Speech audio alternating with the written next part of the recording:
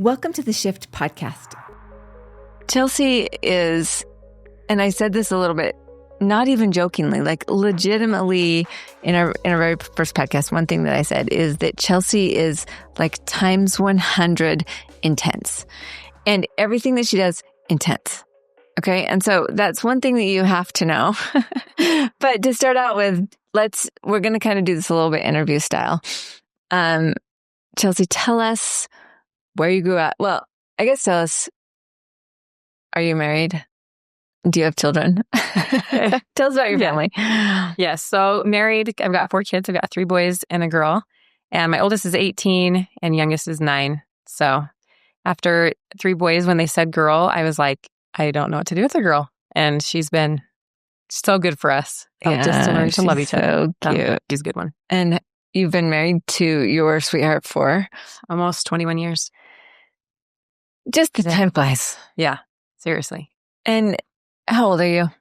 I'll be 40 next week. Did you guys hear that?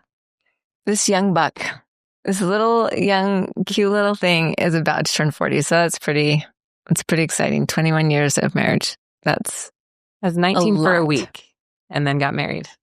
So, yeah, it was fast. And so where did you grow up? So I grew up in Idaho. My husband and I met at Idaho State University. And I was actually doing generals towards dental hygiene at the time. And I had always wanted to do cosmetology school. And the university actually had a cosmetology program. And so I told Gordon that I was interested. And he's like, well, you're the one that's going to be working. Do it. So I did.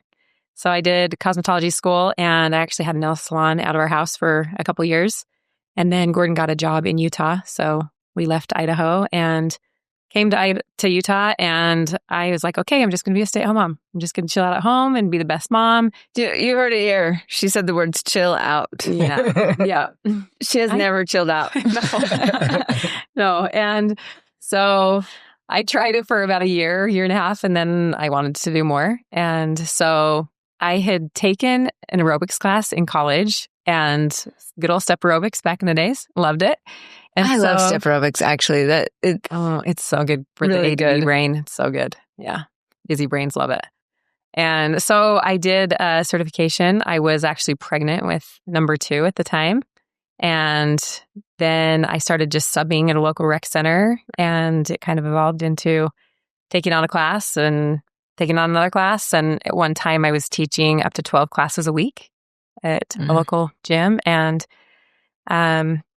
we, fast forward, obviously we got 4 kids, and I moved away from group fitness, stepped over to Orange Theory, was there for a couple years, and then COVID happened. And so total disruption in my world with COVID happening. Like, I didn't realize how much I needed group fitness and I needed the gym. When you say group fitness, I would think that Orange Theory is also group fitness. What do you mean by group fitness? So working out in a group. Like, I think there's something to be said about an energy that happens in the group space. And you felt it, like you've had a one-on-one personal training experience. Yeah, I don't like it.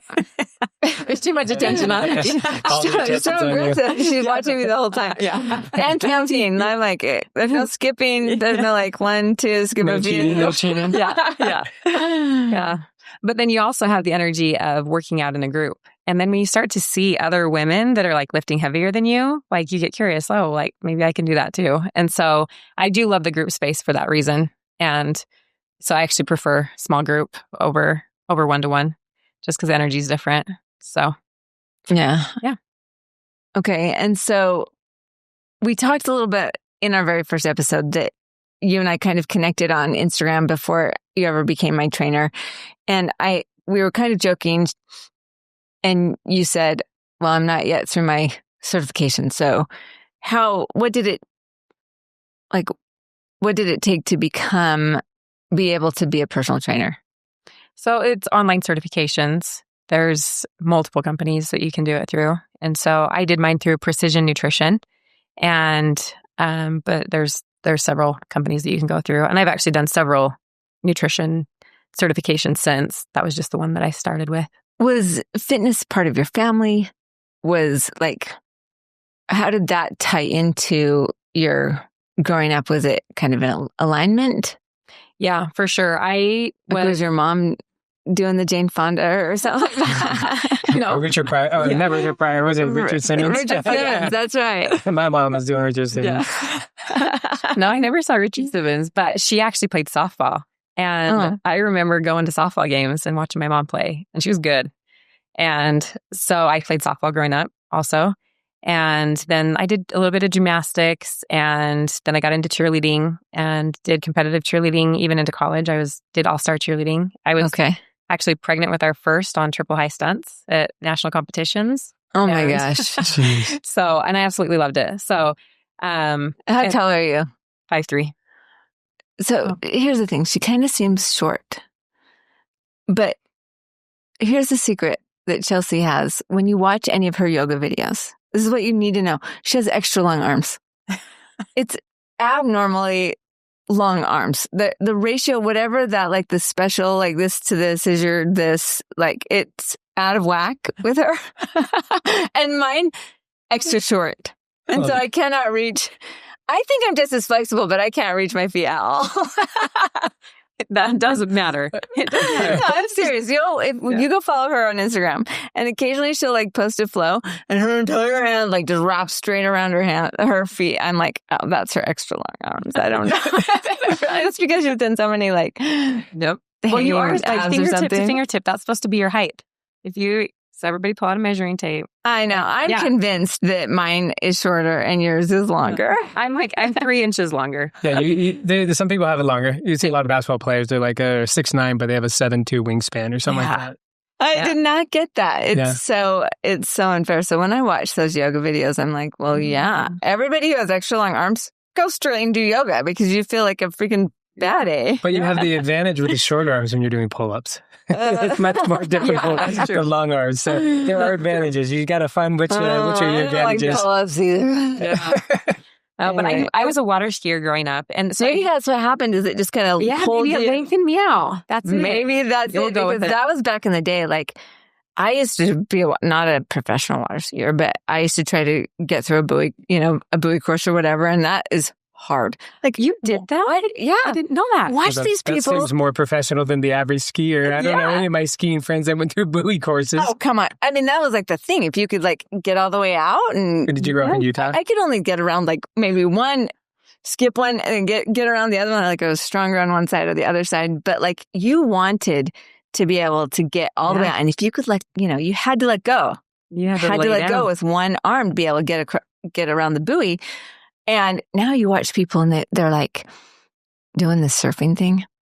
Like literally anyone can do it. It's not even hard. You don't even have to like get laid out. You don't need a single muscle. Okay, I'm not going to tell you guys that.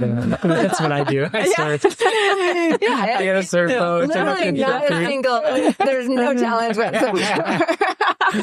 Well, you start doing 360s and that kind of stuff. Still need a single muscle involved. But no, I'm just kidding. It's very different. We're really proud of you. Thank you. If you know, like somebody is strong if they're a good water skier, because when you can pull yourself around those buoys, it is insane. And you don't even do that anymore because just trying to get up on a slalom ski, what it does to your hamstring. I don't recommend it. Anybody listening to this podcast, don't try it. Like cartwheels and getting up on one ski. Stop for like. Well, you can't go water skiing anymore because the lake's full of wake surfing boats that are ruining the water, so you don't have any nice glass. And that's true. And you can't the boats won't even like get up on a plane anymore because they're just like, I just wanted to like bigger the wake the better. Yeah. Whereas back in my day, you wanted it as flat as possible. Yeah. Those are the good old days. Yeah. We're skiing this weekend. I'm excited about it. So. Well, could we get a video so that we could just, let's see. So that's how you got the long arms, just the stretching out. Yeah, and water skiing. And so that was your family's thing. Yeah. Well, it was my dad and I's thing. So we would practice 2 to 3 times a week, water ski tournaments on the weekends growing up. Oh, wow. And I would go to Florida for water ski school. And so that was kind of my personal sport. I loved it because it was something, that I did on my own. Did you live on a lake or something like that? Usually like these kids have to could you do a dock start? I was a double boot, so I didn't. Right. I didn't slide the back foot in. So all right. Kind of hard to. Yeah. Yep. So we all grew up differently. When you grow up with 8 kids in Southern California, no friends that even have boats. Yeah. We can grow up with money. Yeah. And so I didn't pick up surfing until much later in life. But yeah, wow. Got it. And We went to 2-3 Boise. times a week. Oh my goodness. Yeah. That would, And it was like not friend time. Like my friends were not invited in the boat, and it was practice time. I'd go and I'd hit the water, and friends weren't invited. Like Well, you have to go like early in the morning to get the glass, right? Yeah, or right at evening. Right. So my dad would usually pick me up after school, and then we'd head up to the lake, practice time right before dark. And so I was driving the boat pretty young, by 14. And so people would be like staring at me. I'm like little, just, but like driving my dad was hard because I'd have to stay straight down the buoy course, and he's back, and tugging, he's pulling. and I'm like driving, like keeping it. Yeah. So, but it was awesome. So I grew up in a pretty competitive environment, and in order for me to cheer, I had to hold straight A's. Like my dad held that over my head. And so I couldn't even turn in the application unless I had straight A's. So I think I just grew up kind of in a pretty disciplined, high achieving environment from a young age, and I've kind of carried it through. Yeah, that's interesting. And so was your dad like friendly about the coaching? Like, was it fun for you guys, or was it kind of like, all business? You knew that he was counting on you, and it wasn't accepting anything but perfection. I think were you holding yourself, or was he holding you? Both, for sure. I think that's where I felt, I would say, like my greatest achievement and success. That's when I heard it was, good job, when I skied well or something like that. And so I wanted that. Like I craved that. What little girl doesn't want their dad to be proud of them? Yeah. And so that's where I learned to strive for it. And we have the greatest connection on the water. It was just my dad and I. I have a younger brother, really cool. and he's 7 years younger. So I kind of felt like I was an only child. And so, so I am grateful for that time that I had on the water. And that's probably why I love water skiing so much. Honestly, it's more like, because that was Daddy and I's time versus like the actual act of water skiing, even though I'm excited to put my ski on this weekend. Oh, that's great. Do your kids water ski? Well, we don't have a boat, so they've missed out on it. Right. But they're going to this weekend. So that's fun. Yeah. So, well, I mean, I'm telling you, that's how we separate the people from the people who can water ski, like slalom ski, and the people who just surf. Yeah. It's not even wakeboarders. Really even a skill. I'm going to see my way out. We'll keep you over there.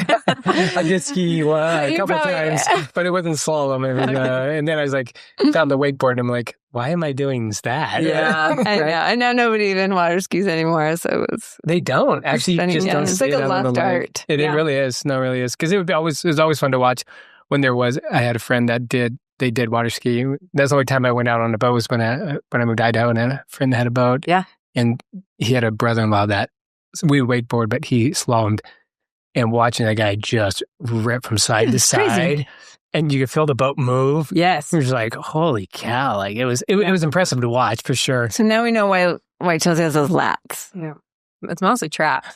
Oh, traps, lats. Yeah. Yeah, right here. Yeah. We've always been large and in charge. Oh, man. Yep. Okay, so you didn't aspire to become a bodybuilder when you were young.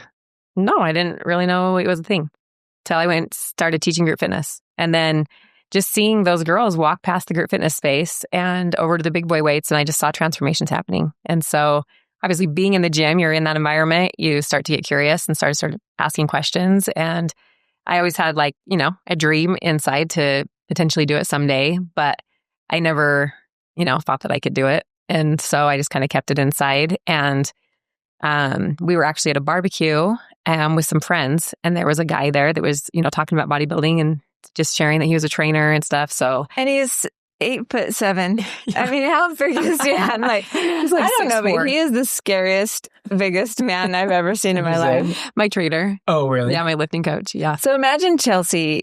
She's 5'3", but with a wingspan of 7 feet, and like all 7 feet himself, wide and tall. Like his shoulders, just like Goliath, are so enormous. And so Chelsi starts telling me about working out with Dan, and here's what she would tell me just to make me feel better. I cried yesterday. We're doing legs because I'd be like complaining about whatever I was trying to do. I extensions or like But leg did you press or cry? whatever. Yeah, like, you're not even crying. You're not even trying. No.